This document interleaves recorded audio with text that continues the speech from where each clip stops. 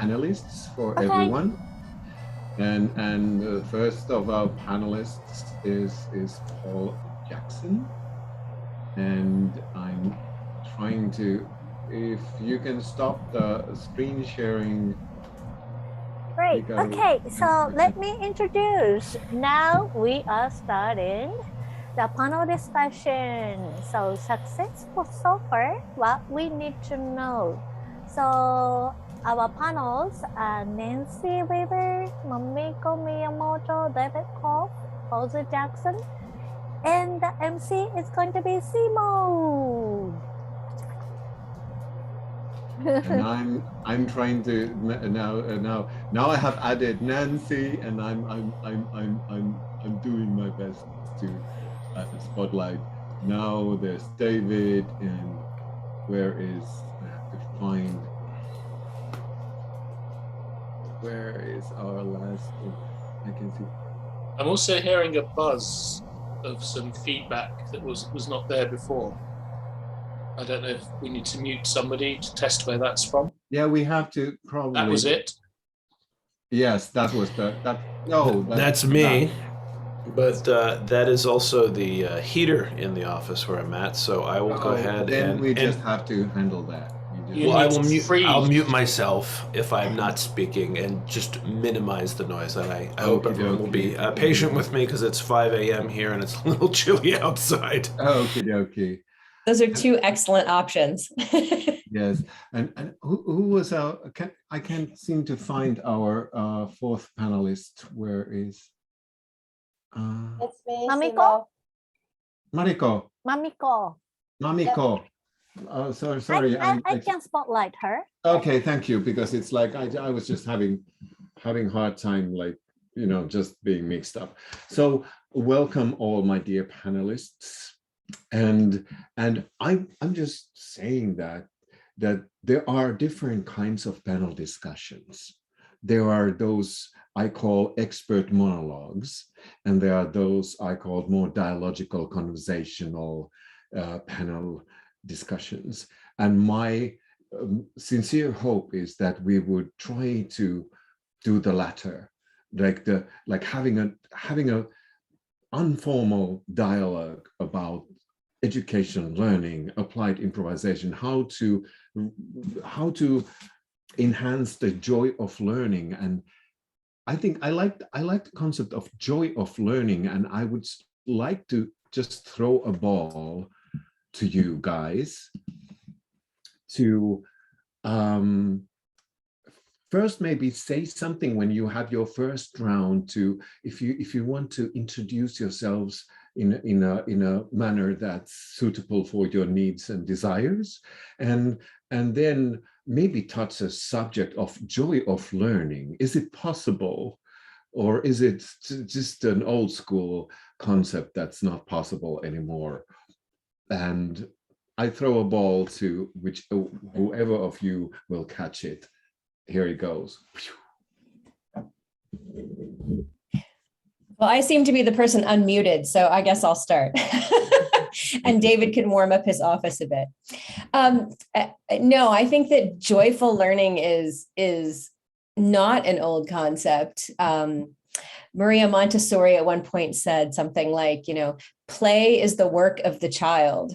And I think as much as possible, if we can honor that and establish learning environments where our students, at whatever age they are able to explore what really excites them and can build upon a relationship with their teacher and their classmates of trust and exploration, then that's when really dynamic learning happens. So, I forgot the introduction part, sorry. I'm in St. Louis, Missouri. I am a professor in the College for Public Health and Social Justice at St. Louis University. So I teach undergrad and grad and doctoral students and use a lot of improv in my classes and also in my research, which is largely focused on child abuse and neglect. So I'm tossing the ball to someone else. Great. Who will be the catcher? Can I catch the ball? Can I? All right then. Hi everyone, my name is Mamiko, and I'm a freelancer, and I teach English to students. I teach independently, not at a school. I'm not a school teacher. And also I do translation job and also project management jobs. And then I also create some e-learning materials and stuff. So I have a lot of different jobs, but recently I started running an English course with Hikaru, with IFA. It's called IFA Playful English. And there I incorporate improv games into English language learning. And it's pretty interesting. And we are starting a new course from this April. So I'm pretty excited now. So joyful learning, and I totally agree with Nancy. I mean, there has to be a trust between teachers, students, and also, between students to create an environment where everyone feels safe and then happy in they find their own happiness in like little things, and they can share these ideas with others, and they, and if they feel very safe of like what kind of feelings they have, what kind of thoughts they have, and they can reveal themselves, true self to others, then if they accept it, they feel very, happy and enjoy. And then that's where they can find a joy in like sharing and also learning in the same environment. So yeah, trust building is the key for joy of learning. Wonderful. Okay, I'm gonna throw a ball to Paul. Woo. Mamiko. Lovely question, joy of learning. I'm Paul Z. Jackson, and I teach or facilitate or coach people in adult learning, so to be trainers, facilitators, coaches, and sometimes other things like writers. And I will contrast three joys of learning. One is as a student, where I'm the student, and I was talking before how much I'm enjoying learning to play the guitar using Musician. And so there's no one else involved. In fact, I close the doors so nobody has to suffer my learning by listening to the sounds that are coming from the guitar other than me. And I'm learning it at the time of my life when I want to learn it. Nothing's been imposed on me. It's entirely voluntary. And the way I learn with that app gives me enormous amounts of choice, flexibility, and freedom. So it's a safe space in that sense.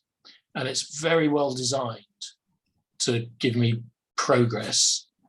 I can go forwards as far as I want and see what's coming up and start doing a new finger style. I can go back and play some very easy riffs to remind myself that my competence has grown. And it gives me statistics of how much time I've spent, how many notes I've played, stuff beyond what I need, but some really interesting learning going on for me as a student in that way with no one else. Then I learned when I'm a teacher. So if I'm facilitating a group or running a project as a consultant, there's enormous amount to learn.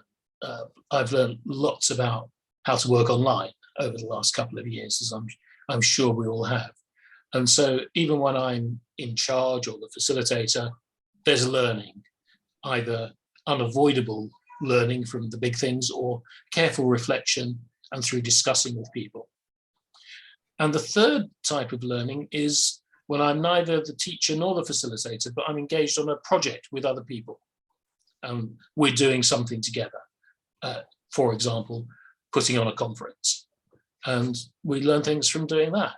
So I'd like to expand this scope of learning away from the institutions or away from who has to be involved or who doesn't have to be involved, to a more of a lifetime concept with learning to be found anywhere. And when you're finding it in these different ways that you have those choices, then the joy of that learning comes through. And it communicates itself if it's going well to the other people who are involved as well. And I shall pass to, I hope, a somewhat warmer David. Thanks, Paul. Good morning from Portland, Oregon on the west coast of the United States. It's a little after 5 a.m. here, so if it sounds like I'm just waking up, there's a good reason for that. Thank you all for having me, and what a great set of introductions. I'm a trainer, I'm a facilitator, and for the past 30 years I've also been a professional actor, so I came into the improv space through a professional career in arts, both on stage and screen. I've been facilitating for about a decade, and my first focus in the field was in the educational space. I want to build on what Nancy and Mamiko and Paul has said, at least as this joy of learning applies to education. Trust is important, safety is important, and Nancy said something I think that's also important, that students need to teach whatever excites them. And I want to build on that because I think part of the problem that I have begun to challenge, that I noticed last year, because during the pandemic, as many of us did, pivoted and started working with a lot of teachers and school districts, was that the other ingredient in that recipe of excitement, which is how the teachers help to make what they're teaching exciting for their students, has been sorely lacking. The pandemic and remote education just made that more obvious. So what I found was happening with my students and clients was that there was a general misunderstanding or alienating of how they can help online to make the study of history or science or math accessible through joy. And it was my contention previously, and it has certainly been proven out now, that using applied improvisation is an incredible tool in the hands of any teacher to help gamify the subject matter and make it exciting for students who might not otherwise feel that they can approach it with joy just using, for example, a textbook.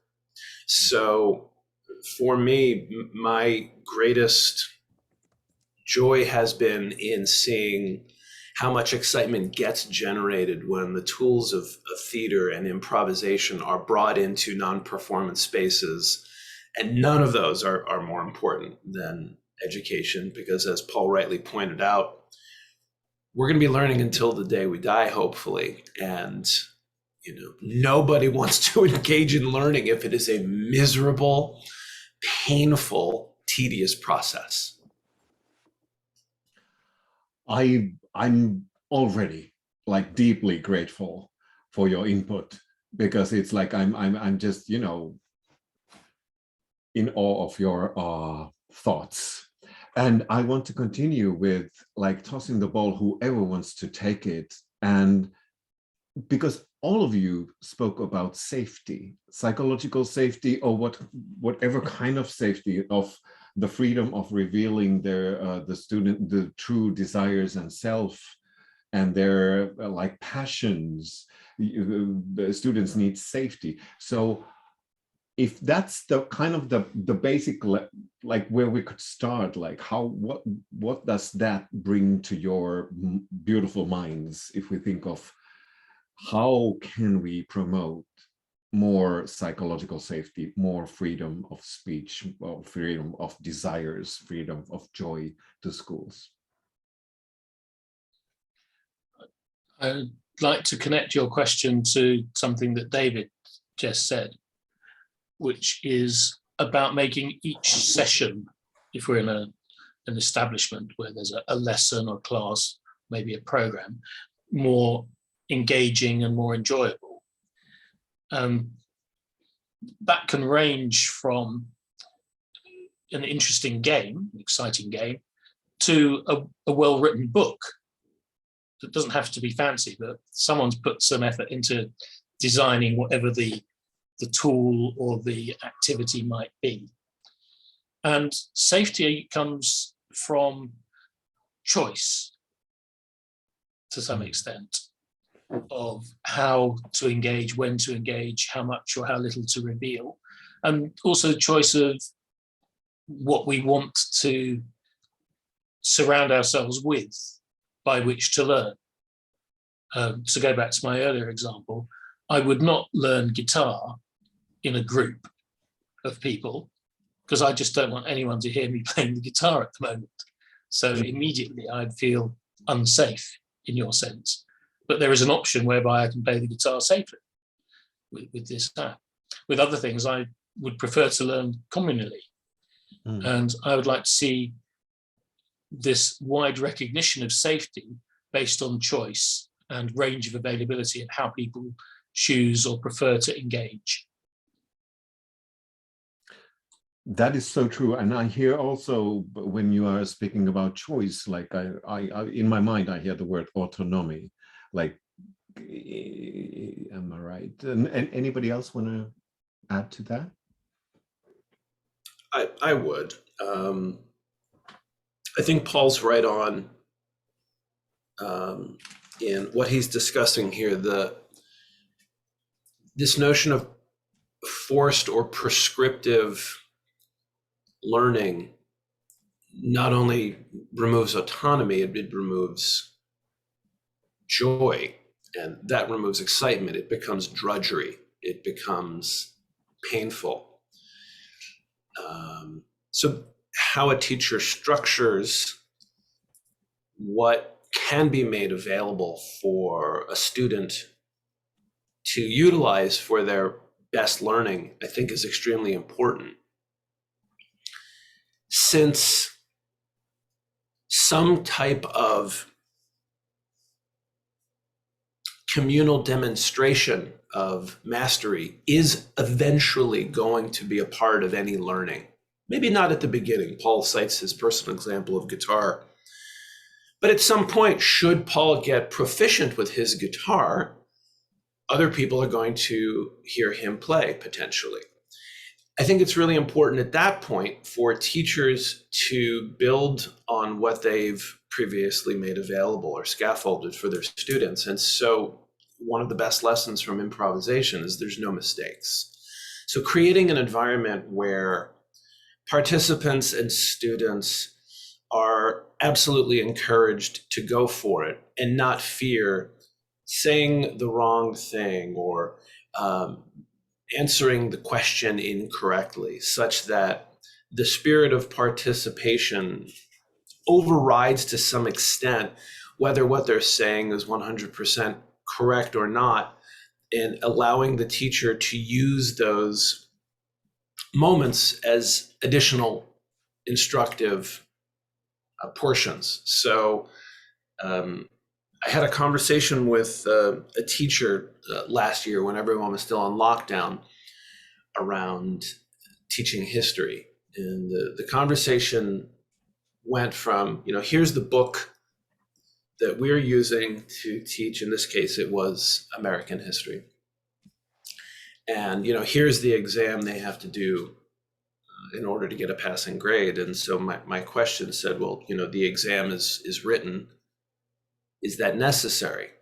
And the teacher looked at me like I was crazy. And they said, well, how else am I going to, allow the student to demonstrate mastery? I said, performance, monologue, perhaps you get to put the student up on a panel of historical figures and answer questions from the other students who are playing the news media from that particular moment in history. And it's extemporaneous. So the student will have to be able to demonstrate mastery in front of his or her peers without the benefit of having a prescriptive paper that he or she or they have written that they can refine and correct. They'll have to know it in the moment. And isn't that an even deeper form of mastery when you can extemporaneously talk to it? And the teacher was stunned. And so at some point, I think the conversation of communal participation needs to be structured, and encouraged, but also made joyful, such that the students' autonomy will desire to want to participate in something that speaks to them. Maybe not a performance in a performative way, as I've just described, but in other ways. That's only one example that will help them to connect to the source material in a way that they'll want to be able to demonstrate their mastery. That's wonderful. I'm hearing kind of a dissonance with grading and no mistakes. Kind of like the need to be evaluating the learning process. I think the evaluation has nothing to do with learning, actually. Or has it?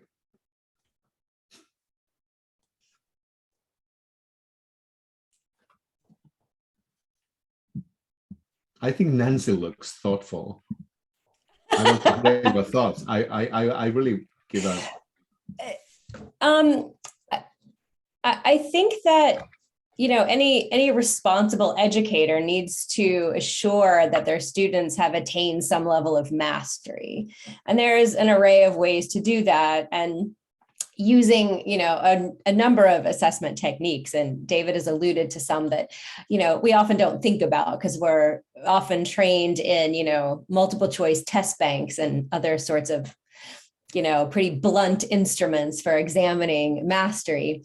But I think that examination, sort of the assessment and the, you know, determination that our students are capable and competent is very much related to how we create an environment in the class for them to achieve that. I mean, good assessments are part of an educational process. I think we're gonna use Paul's guitar analogy for another hour, and at the end he'll be very tired that he mentioned this. But at some point, Paul's going to say to himself, "Yes, I know a C major scale, or I know 5 chords in the key of D, and so when I go to my local, you know, bar down the street and play karaoke, I'll be competent." So he's engaging in a set of questions. He's asking himself, am I competent? And there are things that we get right, and there are things we get wrong. I think the beauty of this art form in the educational process, wherever you're tapping into that, is that we are able to learn in a lower stakes way. And we're making lots and lots of mistakes, quote unquote, if you will, but we're also not limiting ourselves in our learning, because I find that a lot of what happens is that we're co-learning together, we're co-creating. Any teacher who's practiced in instructional design will build elements into their class where the learning is happening in multi-directional ways. And what I find sometimes concerning is that until and unless we create a space where we're good with being sloppy musicians with each other, we're going to be singing quietly and timidly because we don't know the melody, or we're not on key, and we're not even contributing to the ensemble. And so I push back a little bit on this idea of safe spaces, because I think we really want appropriately unsafe places. Hearkening back to childhood, I saw this lovely quote, something about when you see a kid on a playground, the kid will naturally modulate their own level of risk. So a child knows how high to climb on the structure or how high to swing on the swing. And if an adult in that space starts to, taper that risk or modulate the risk or control that risk, then the child's confused and they don't understand themselves, their relationship to danger and safety. And it's for the kid to start to explore that. So in the classroom, I think it's really critical to the joy and the trust and the sense of connection and community is in itself a positive, beautiful thing. It also is sort of we would say, a mediating pathway to deeper learning that happens when students are willing to climb that extra bar, metaphorically speaking, on the monkey bars and feel that they will be supported if they fall. And then, I teach in public health. And so for us, that means pushing back, we just spent 2 years talking about COVID policies and practices and all sorts of things related to COVID. And if I don't create a space where we can openly have that conversation, we might miss something. We might make a misstep sort of in our practice. And that can really lead to some effects that we don't really want to see. So I sort of think about it in a global or a sort of a fuller encompassing context in terms of assessment and education and risk and safety. It's a really dynamic interplay, I think. I really loved the concept, as Paul was thinking, that appropriately unsafe spaces. I really love the concept of that. And also it brought me what you just said, Nancy. I was thinking about intrinsic motivation, like how that might help, like autonomy and stuff like that might help to actually to take that extra step outside of your normal comfort zone to reach the goal that you are intrinsically motivated to reach. And I'll share one more comment about that point, and then I'll pass this ball. Sort of this balance of intrinsic and extrinsic motivation is important across all sorts of behaviors. Do you lose weight because your doctor told you to, or because you want to play with your grandkids or something? There's so many examples about that. But this idea of being motivated relies on the fact that children or learners are coming to an educational space with a very open nervous system, and now we're having learners across all sorts of platforms that are their nervous systems are a bit dysregulated. So they come in sort of fight or flight modes. Their limbic system is kind of, their cortisol levels are high. And so if we really want to say, let's inspire this intrinsic motivation and love of learning, we have to attend to the nervous systems of these learners first and foremost. And that is something that's really nicely addressed with applied improvisation. I love that. Mamiko, I would like to hear your thoughts. Well, thank you, Nancy. I actually thought a lot of things based on what you said. I mean, intrinsic motivation comes out of internal confidence that we all have in ourselves. And I believe that if we have enough confidence, then the intrinsic motivation kind of like comes up naturally.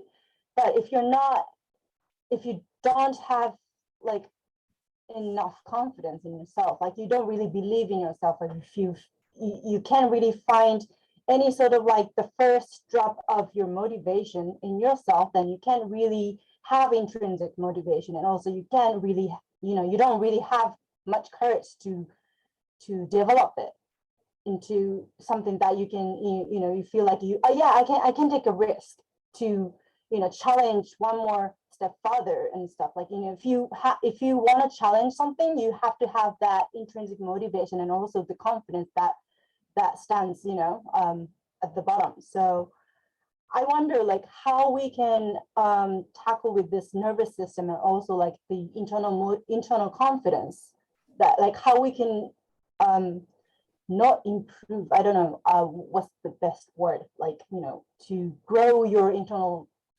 confidence and like beliefs, like the power to believe in yourself. Like, can we do that in school, or do we have to do it at home? Like teachers, what kind of things teachers can do in order to, tackle that problem in schools and stuff? I want to hear what other people think about this. Anybody want to continue on that? Because it's like what I also heard earlier, somebody said, I think it was Paul, very early on said, like, is learning consumed or created? Like, and also we have, so I think Nancy mentioned like learning as a co-creation. And I was just thinking about grading and competitive sides of the school, like at least in Finland, it's kind of individuals competing about grades. How could learning be less competitive?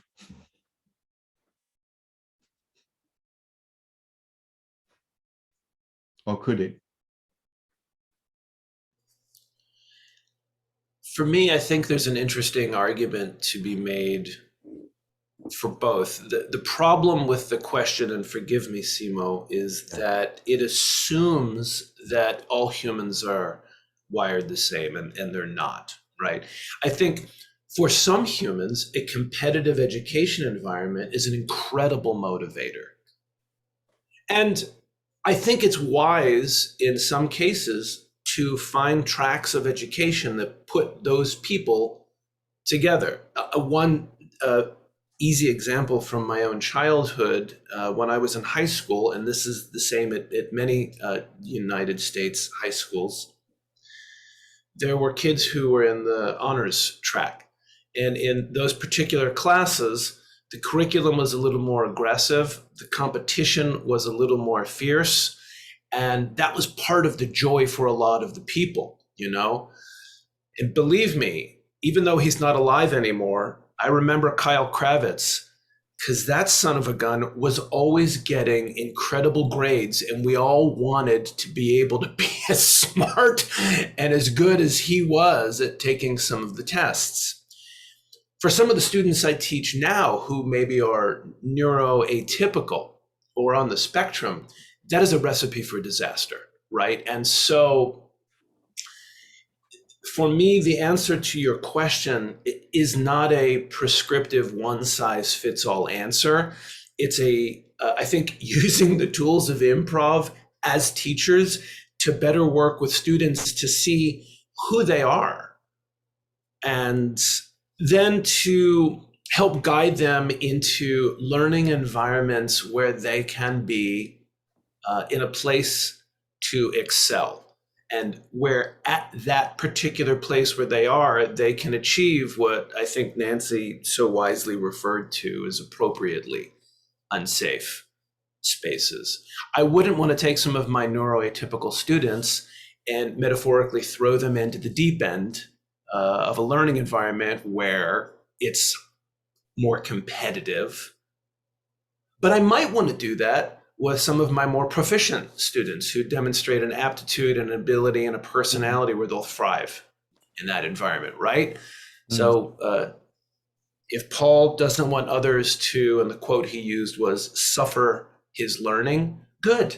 Then let's give Paul, while he's studying guitar, and other people who fit into that particular realm, the best tools, the best environments, the best guidance to be able to achieve a level of mastery such that when they're ready to step into the middle part or the deep end of the pool, that, you know, progression will feel as natural to them as their own physical growth. That is a wonderful answer. And anything else you want to add? Because I think that was very thought-provoking, at least for me. Anybody want to continue, Paul? Yeah, the education systems, as I was saying in the keynote earlier, were designed for a very different age to prepare people in very particular ways for certain types of employment, factories, ministries, and so forth. And that no longer seems necessary. Amongst other things, yes, of course, education could prepare you to be ready for work of different sorts, but work's going to change, and education still seems locked back in the Victorian age. I think piggybacking on that a little bit, we're having a conversation as if there's sort of one particular scale, you know, of intelligence or mastery, you know, and David's referring to the smart kids in the honors classes as if the goal is to get these 4.5 GPA students into the workforce. And one of the things that I think a truly student-centered model allows us to do is understand all of the bazillions of axes along which these learners are developing. And, oh God, that feels so nice. I'm getting such positive feedback from David. Thanks for having my back, applied improv friend. And we have to acknowledge that, that some people aren't going to be mathematicians or historians, and by design, we're training them. What is the learning disability folks say? If you judge an elephant by his ability to swim in an ocean, he will always be a failure. And so our art form allows us to explore all of these developmental ways so that the people not taking honors classes feel exceptionally powerful, intrinsically motivated, passionate to be there, celebrated for their gifts. And we create, opportunities for those people to experience that level of challenge as well. So I wanted just to put that on our list of chatty points that, we have not just one axis, we have many. And I completely think you're right about sort of this archaic structure of the educational system, and in part to offer a very maybe unpopular or unwise element to the conversation. Our educational systems are designed by oftentimes people who are not educators. Our medical systems are designed by people who are not physicians. And I think sometimes we get into, accreditation and all of these kind of higher order policy level things that are controlling what's happening in the classroom. And then we have teachers who aren't really prepared to respond to both those external factors and by the way, create a student-focused learning environment for 32 fifth graders. That's a hard ask. And it's a hard ask because those teachers and administrators who got to positions of power weren't trained initially with a student-centered model in mind. They're just passing on the bullshit they've already been instilled with, right? I think about my brother who's a PhD in biomechanics. Why he would ever want to go into that field, I have no idea. But I was there when he defended at his doctorate. And here's someone who, he's not really a presenter, but he had to go up and show mastery in public to all his advisors and to the general public, whoever wanted to come. That might not be appropriate for some people, but then those people get into positions of power and they're going to ask, their associates to do the same. How do you get a PhD? Well, you have to defend a dissertation. How do you get a master's degree?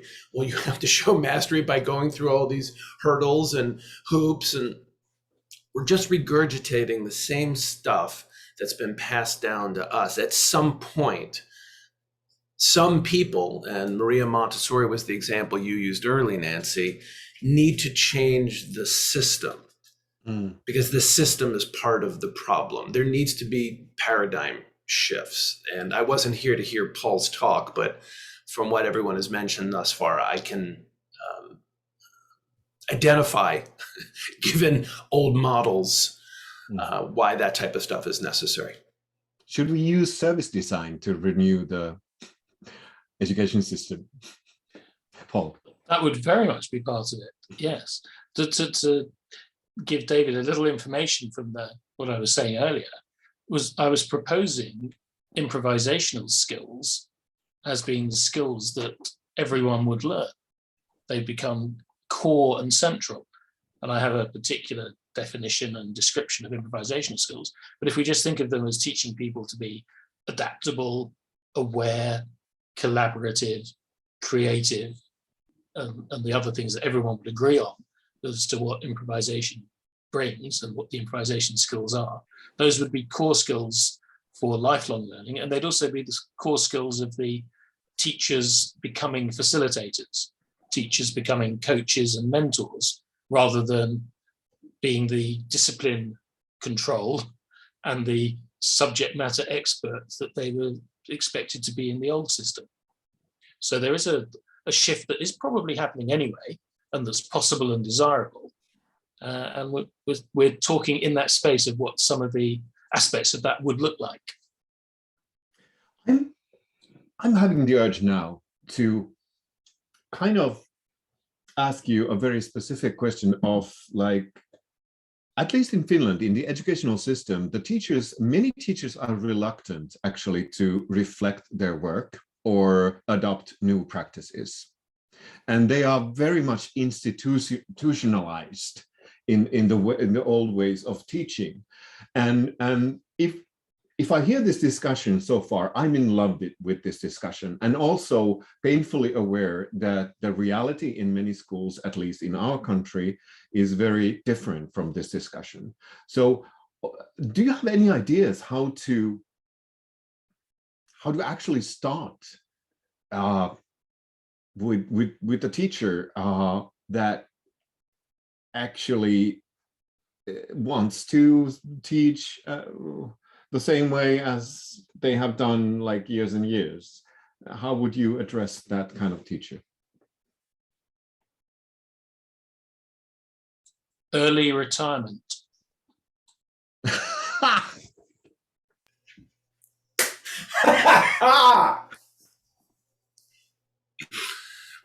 Oh my God, flipped classroom would be my suggestion. Anything else? My guess is, Simo, is delightful as Paul's answer was, that it's, like most things, a gradual transformation that's heralded by a few passionate people who prove the worth of what they are bringing to the public and allowing word to spread, right? The reason the Montessori model is still so vital is because here was an educator who realized there had to be a different way. I have not studied Maria Montessori, but I have met people locally and through the AIN network who are simply going out into the world and doing it. And it's hard to argue against results. And so I don't think you go into a school and say, here's what we need to do, and boom, paradigm shift. I think people need to be exposed to, wait, there's another way. And disruptors in the educational space are just as important as disruptors in the technology or the energy or the food space. So I like to think of improv as one of those skills that enables people to think outside the box. The only thing that gets in the way at that point is time and money and systemization and implementation. I also think that behavior change, I'm a behavioral scientist at heart. That's where my training is. And people change their behaviors because it allows them to better achieve something they value. So I would go into a school and ask the teachers, well, I would do things on a much more systematic, systemic kind of policy level approach. But in addition to that, the folks you're referring to, where are their pain points? I mean, the entrepreneurs, the innovators, that they look for the pain points in the system, and then they look at where the folks that are in the system would rather be, and then they make a case that their innovation allows you to get away from your pain point and towards something that you value.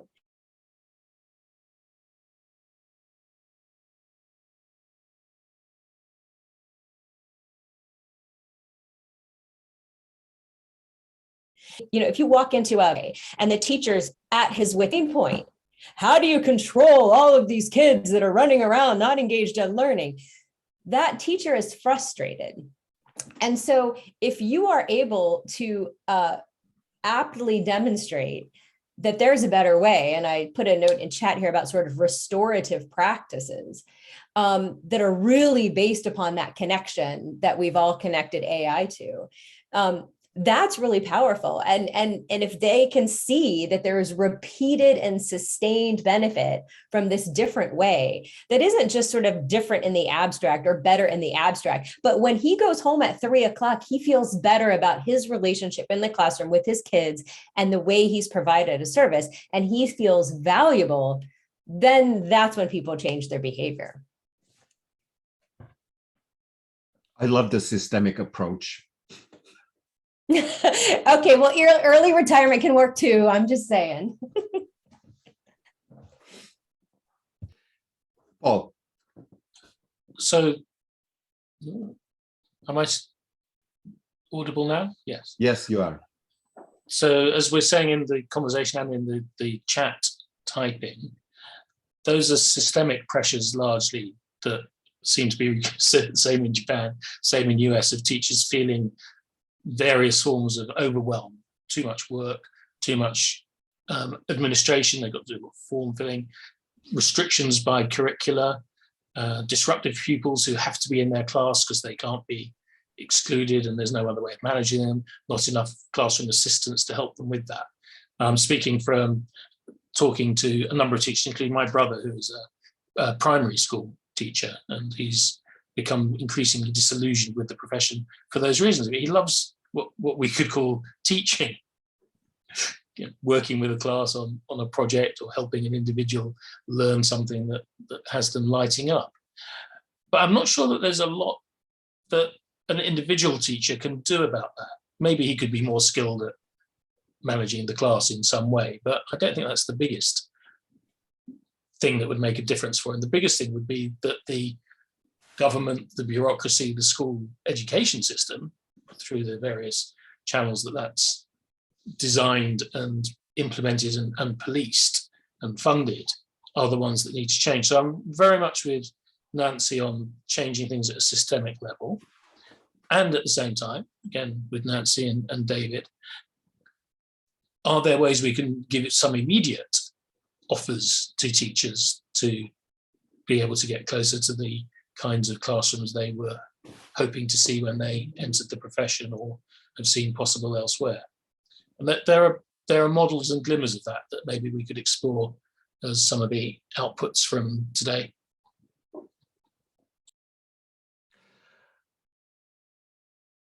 I was just reminded, like internally, about the like if you think of the education system as an institution, and I've encountered a couple of times the phenomena that there are exceptional teachers who actually are empowering the students to take full responsibility, intrinsic motivation, and full responsibility for the ways they learn, for like having passionate goals in learning, the students themselves.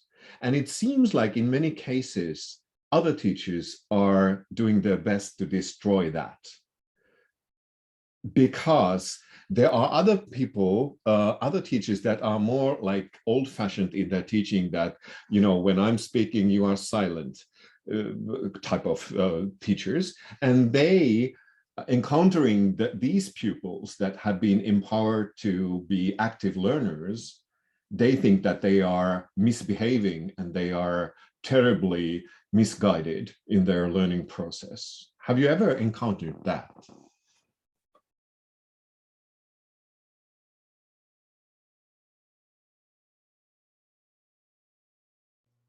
Seema, you're asking if we have encountered other teachers who are resistant to that? Or have you ever kind of recognized that phenomenon? Or is it just of us Finns?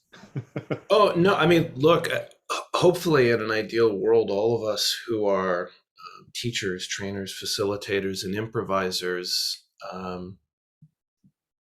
you know, are also lifelong students ourselves. So for me, I'm both excited by and terrified when I go into a classroom environment, whether it's children or adults, but really children, where I'm met with a new challenge that I've never seen before. And how do I adapt to that? And so what I have found in working with middle school students who are uniformly at the exact age when every single thing inside of them and outside of them is changing. Hormones, their body growing, puberty, attraction, sexual orientation, gender identity, like all of it changing, is that I sometimes walk into environments where, based on what I've experienced previously, it's like a bomb going off.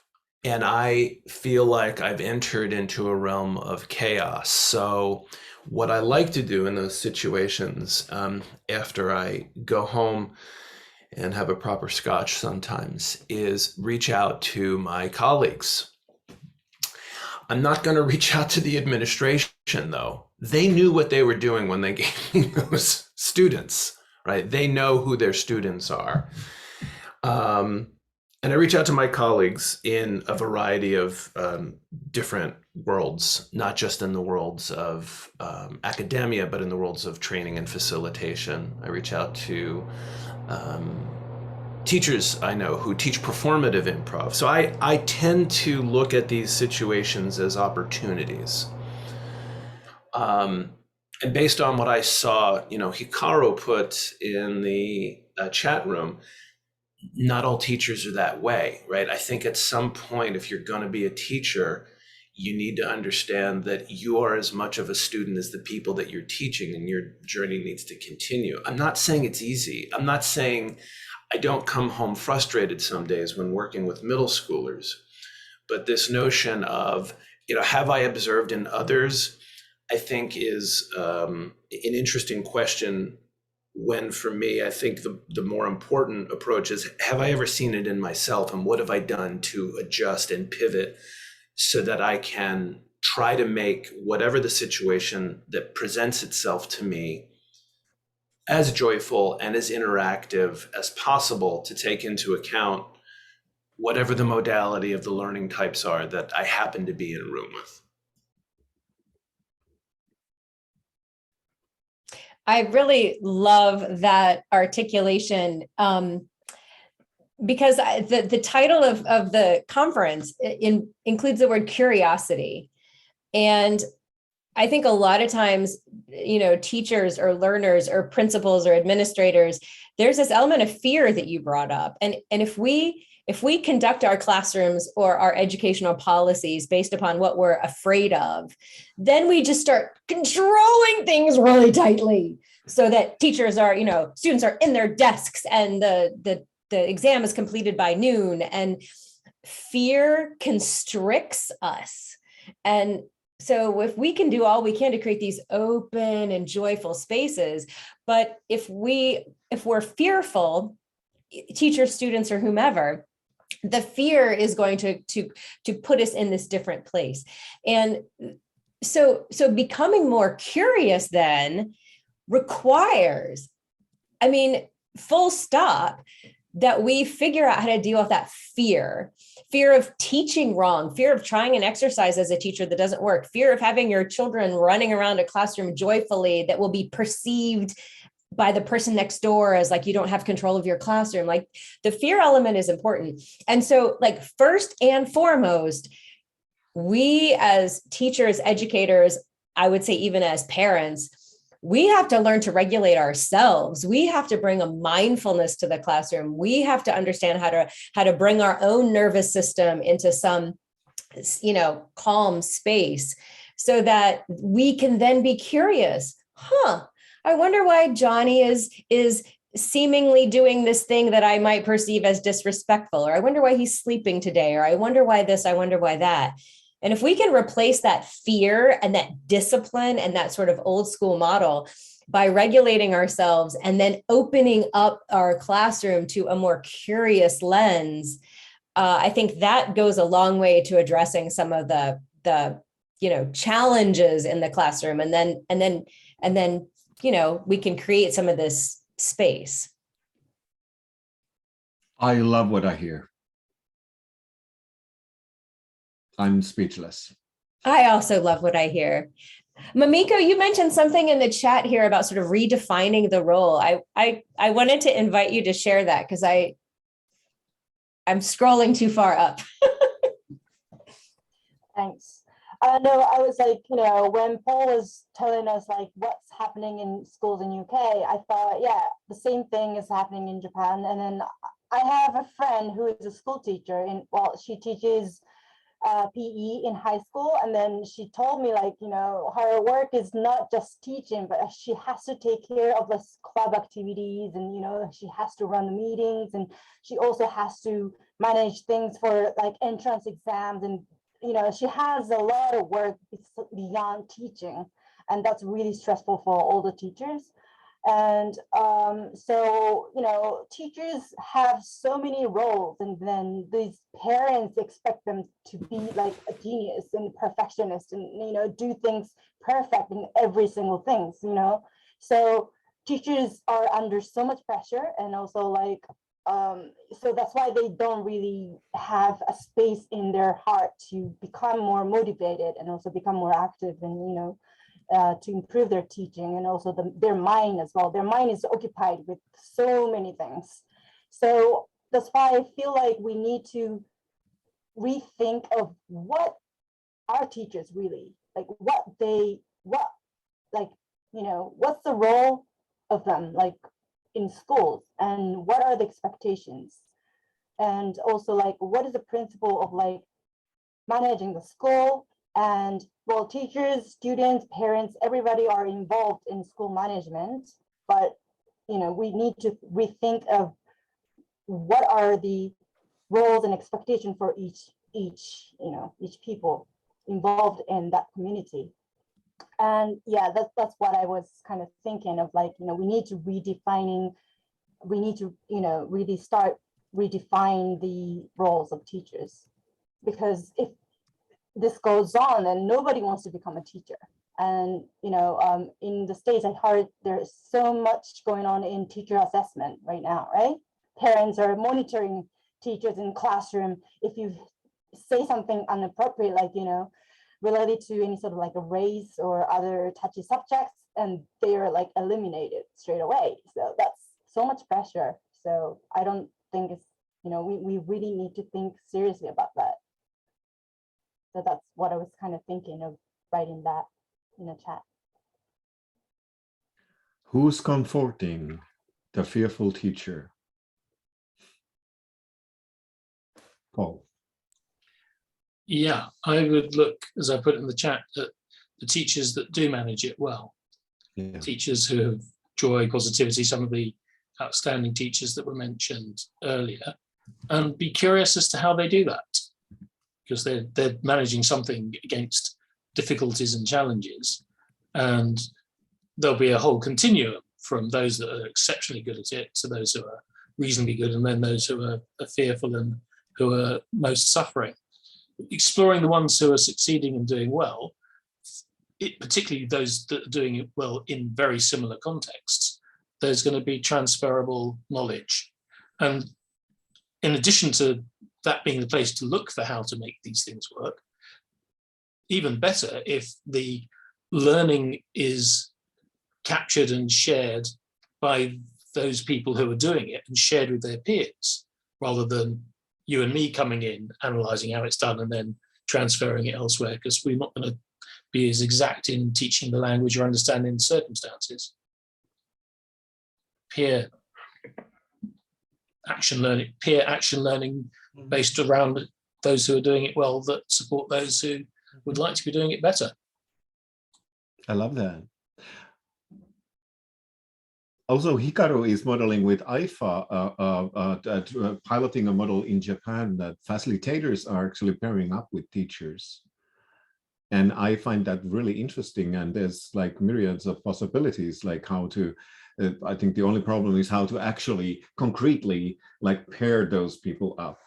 But is there any thoughts that arise from this thought of pairing up facilitators, playful facilitators, and curious teachers, as in the headline of this conference?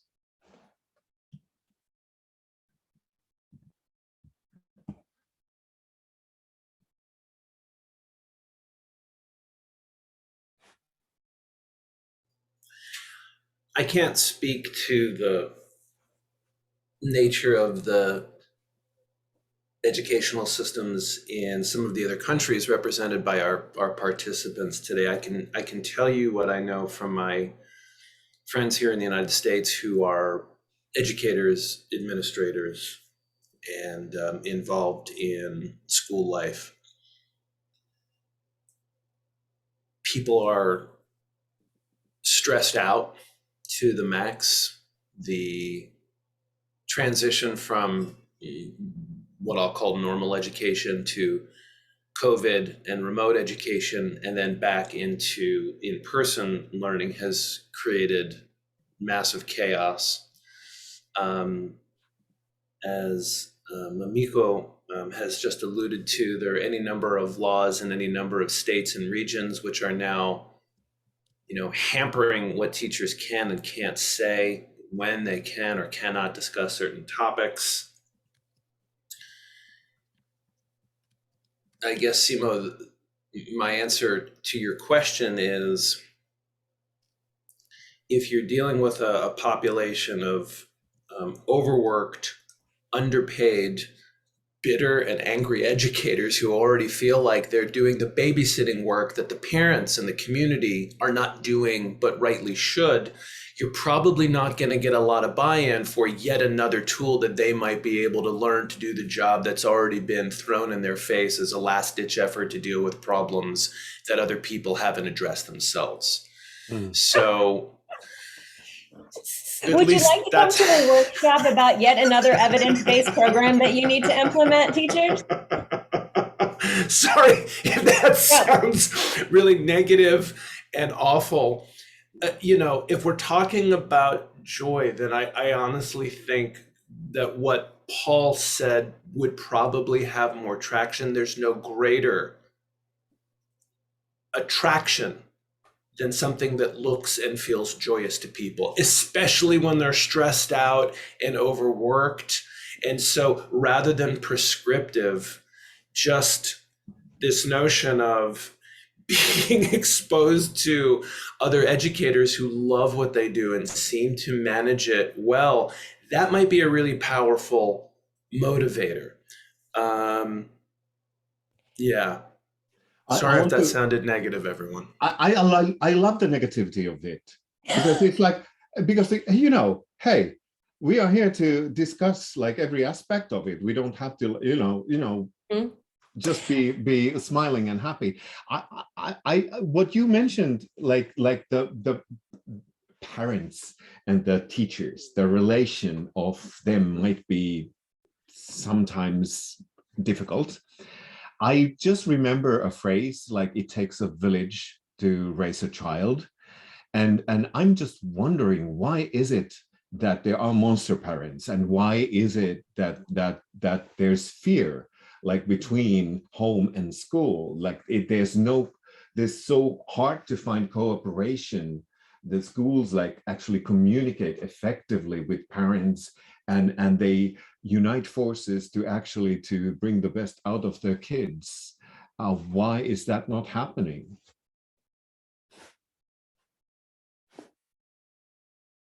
At least in Finland, we have that problem too.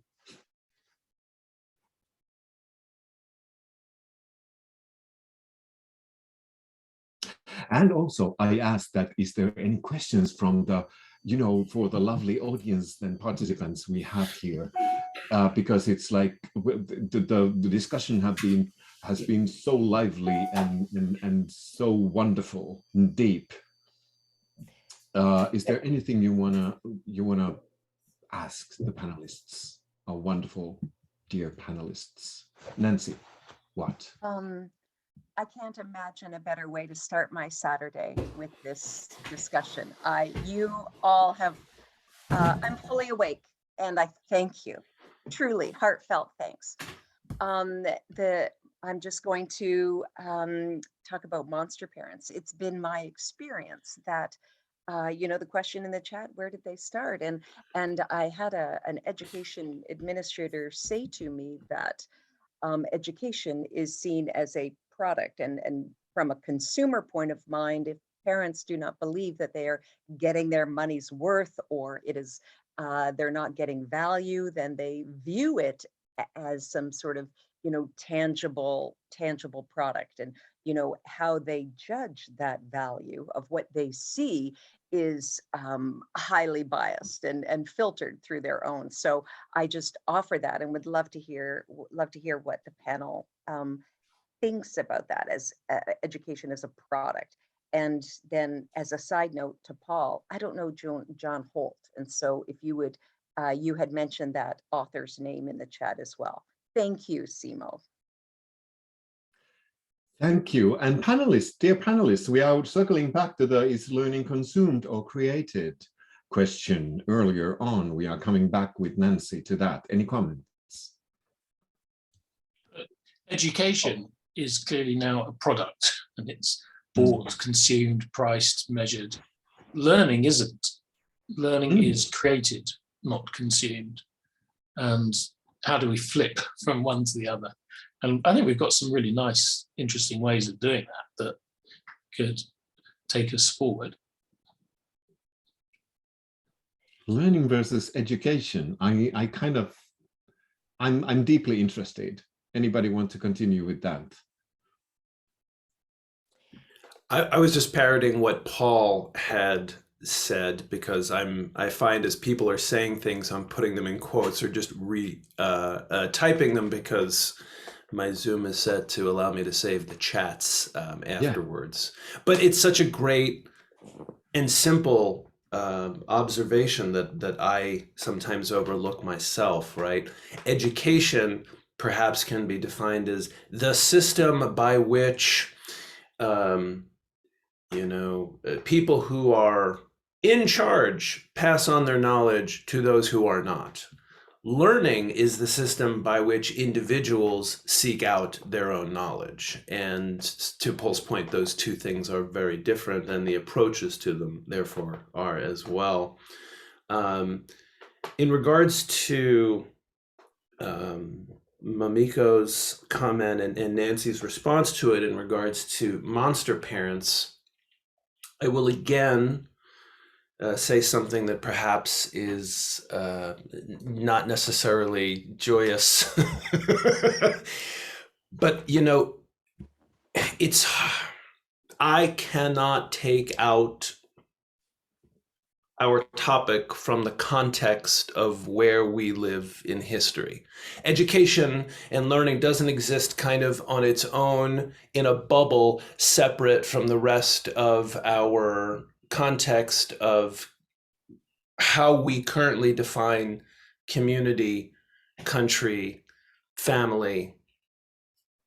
And right now, the world is going through paroxysms. We're going through massive amounts of change. And not just because of a pandemic. Here in the United States, we're going through a massive re-reckoning with our history with racism, gender nonconformity and neuroatypical expressions are exploding. The realization that the planet itself is changing, the growing disparity between the rich and the poor. There is an awful lot going on right now.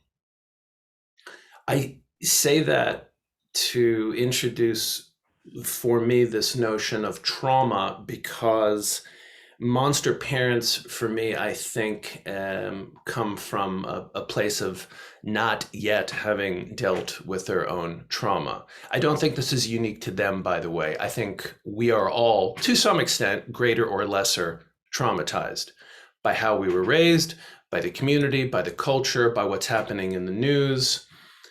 And we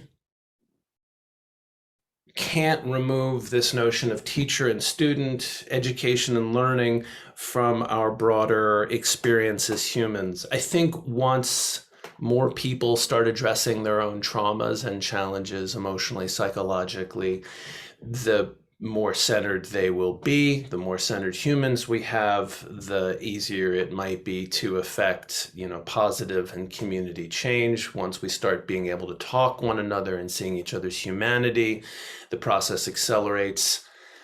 We all have a lot of healing to do, and I'll speak for myself, but I'm not unique in any way, trust me. I think we all have some healing work to do. I think that healing work becomes really important, whether we're parents or students, educators or learners. Here. I want to pick up on that a little bit, since you've invited us to go to particularly maybe less happy, joyful places. And put on the map just the mental health strain on these learners. in the United States, there have been some estimates of the rates of anxiety and depression, suicidal ideation among these kids. And, others here have mentioned sort of that's not unique to the kids. It's also the teachers and parents. I really like this focus on trauma. And I think that, if we're going to think about systems, the other system that is at the periphery of this conversation is the mental health system, which, connects all these sort of traumas and connections and social and emotional learning and regulation, all of that. Because I think schools do a reasonable job sort of trying to understand the needs of students in this regard, but a really terrible job at knowing what to do about them at all. And I like Mamiko's reframing of what's the role of the teacher. Is it it's I'd like to think of it as teachers are sort of coaches on this route of self-discovery that these kids are on. And, David laid out the constellation of assaults on these kids. I've heard it described, and I liked this terminology. It's a tinderbox. Like if you put all this trauma together and all of these sort of developmentally appropriate things going on with these kids, I mean, it's a wonder, And I've heard it called sort of wildhood, childhood. We're all just sort of evolving and developing and growing and discovering through this place in time, both as individuals and as societies. And this is a large job. This is huge. And so the grounding that's required to do that in a family system or a cultural system or, whatever that is, that has to be there. Because if we don't shore up this sort of the mental health capacity of everyone who's in this system, we can't possibly get much further than that. And I really like sort of that we're coming full circle, because to me, that means screw the curriculum, screw the math facts. I don't care if you can diagram a sentence, but I'm an adult in your world right now, and I see you and I value you, and we're going to play a stupid game. And after the game, I'm going to give you a hug, and you're going to go home feeling valued. And until and unless I can do that, then, just park the school bus in the lot, because it's not worth much. And could we have your permission, Nancy, to just take an excerpt like a small video from what you just said and just, make it viral? Yeah. I mean, it's 6 o'clock in the morning and I've barely brushed my teeth, but all right. Because that sounded so powerful and so true. And I would surely love to be your student. Oh, that's so kind of you. I've been really working hard to infuse arts back into our educational environment, because I wrote a piece about that on my blog, actually, because I think that the arts in any form allow us to be present and mindful with each other. And that's a risk. And it's scary to do that. It's scary as a teacher to say, I'm not going to practice math facts with you today. It's fearful. And it takes people saying, let's do this differently.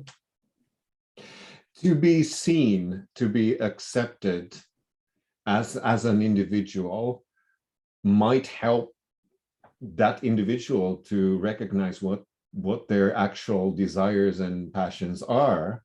Yes. And find their goal in what they are wanting to pursue. So that sounds so logical to me, but I'm so sad it doesn't, it's not so clear to everyone. That kind of saddens me in the sense, because that makes total sense to me. Any questions from audiences? I love our panelists, and please show your love to the panelists. But any questions, thoughts you want to share? Just open your mic and shout out.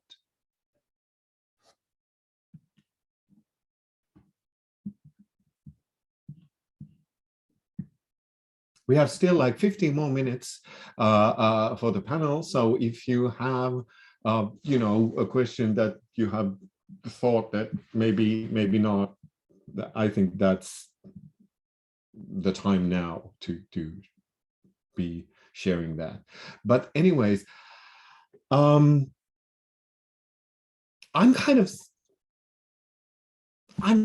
say something, panelists, please, because I'm sure you have something to say, because I'm speechless right now. Paul. I'm going to restore the power of speech to you, Simo.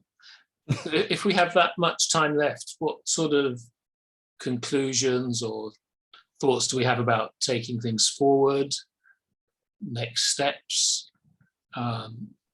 shared insights that's maybe can be reaped or harvested from what we've been saying?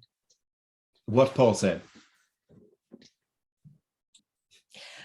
Well, sorry, I was reading a chat. Am I interrupting someone? One of the other points here is that this is a fantastic opportunity for education, because I have two kids in college, and they told me through the pandemic things about just the way learning was happening. And if we think about the tech industry and we think about the way people know things, if I'm only in school to then enter the job market, most of what I need to know, I can learn without a teacher. I can learn on YouTube or Google or asking my friends. Like, I can be a fully competent producer of social goods by learning from YouTube. I can restore cars and cook recipes and probably perform surgeries of some sort, learning without people teaching me, sort of in a school setting. And so what educators can do, and I love, Lou, your point about do we pair with folks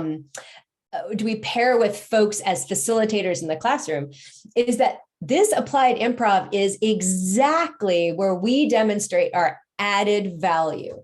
Like, why should I come to Dr. Weaver's class and learn about research methods when there are 27, newly published textbooks on research methods?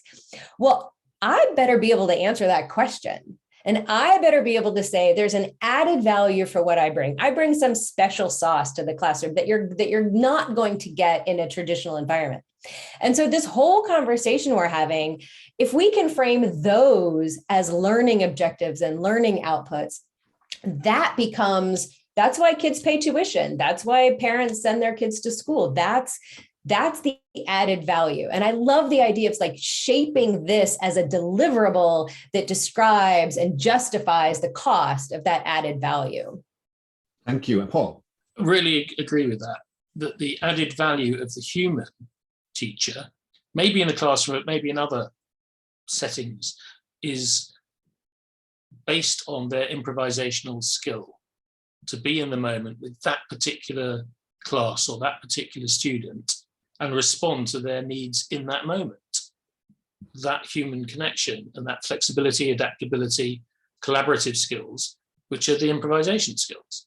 So bring them to bear in all of the settings we've been talking about, and teach them, encourage them, bring them out of people who are in those settings on their own as teachers, facilitators, coaches, and others. They've got the skills already. We're all improvisers. We improvise every day. It's about articulating it and making it central and getting the recognition of it, of applied improvisation, as being serious and important work rather than frivolous entertainment that says some silly things about important topics. That's I think where this is, where we're arriving, and then maybe there's some practical ways of doing more of that.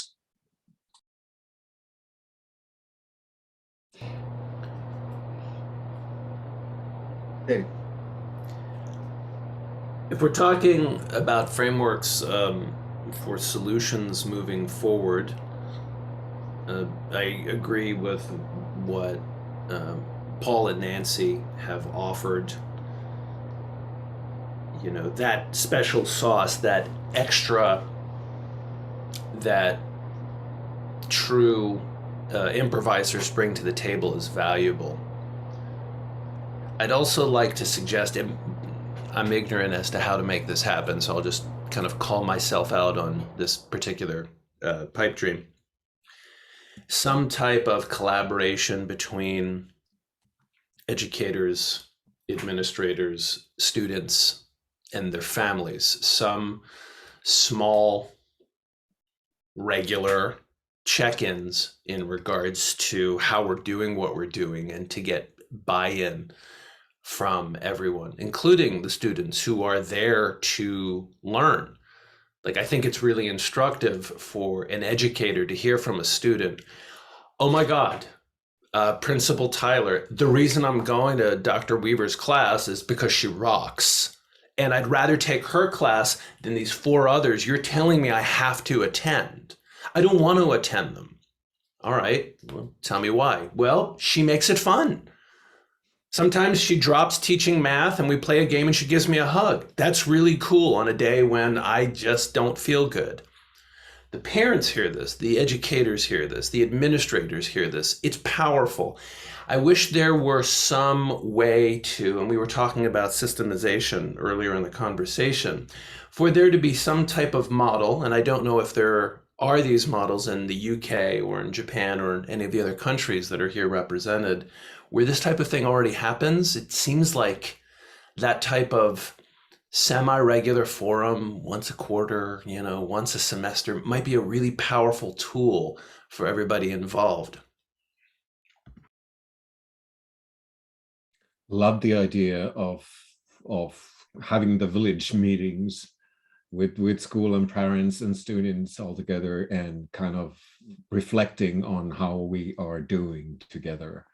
I simply love that concept, that idea. And in some ways, we can use the existing structures we have to do that. Like in all of my syllabus documents, I'm very clear about the work that I do in this space. Students know this is coming, and I frame it. I manage those expectations. So whether I would be teaching second grade or doctoral students, describing the experience that students will likely have in that space is important. So we have a syllabus, we have parent-teacher conferences. Like where are the channels that are already myelinated, if you will, and can we sprinkle a little AI on those channels and drive some of these supports home? We already have an arts curriculum, we have theater, so we have continuing education units and teacher work days. So what does the system already support in terms of this shifting of process? And how do we leverage that to incorporate these pieces? And I'm happy to share stuff, like my syllabus or my exercises or whatever. And I love sort of this applied improv field that's starting to curate some of that. And so we can share and evolve the discipline, I think. That sounds very generous and very heartfelt. Thank you. Yeah, using existing structures, I was thinking about like teachers usually 2 times a year. In Finland, they have like parent nights and they invite parents to discuss, but usually they are very one-sided discussions where teacher is speaking and the parents are silently listening. So what we applied improvisers could do is to give teachers more tools to handle those situations in a more dialogical way, maybe. Anything else? We are having 7 wonderful minutes until the end of this panel discussion. I couldn't be happier about this discussion. What would make you even more happy if you heard something or said something, dear panelists and dear audience?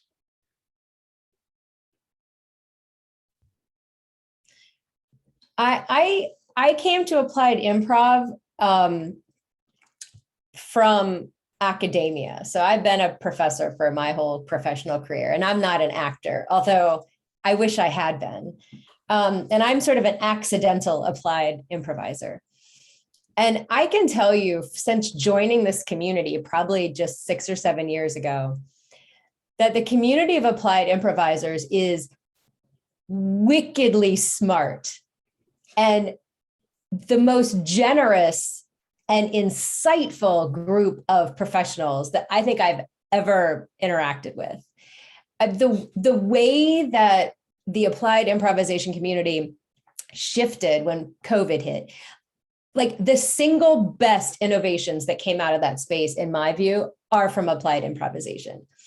And I guess my parting words to this group, sort of, I feel like I'm a bit of an interloper, if you will, is that you're just doing such exceptional work. And I just invite you to keep just to keep your hearts open and keep your mind sharp and just take a step into this space as you feel called to do that, because it is critical work and you are like masterfully brilliant at all of this. So I just applaud the applied improv community, and I'm just honored to sort of be toe-stepping in. That didn't make sense. Toe-stepping into this space, and just give y'all props, because it's just been like, I talk about all the training I have and blah blah blah blah blah, but the single best tool that I bring to my toolbox is from the tools that I've learned from you guys, and so I just thank you for that. And I just want to keep learning from what you're doing.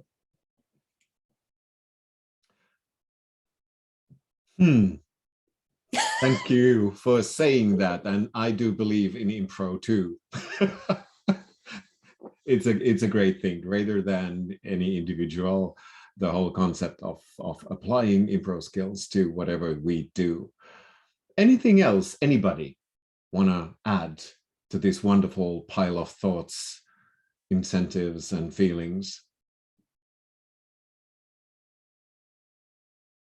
Then I will thank you, my dear panelists. I'm, as you can, see, I'm speechless. I'm overwhelmed. I'm moved, deeply moved by your input in this panel discussion. I think this was one of the most wonderful panel discussions I've ever witnessed.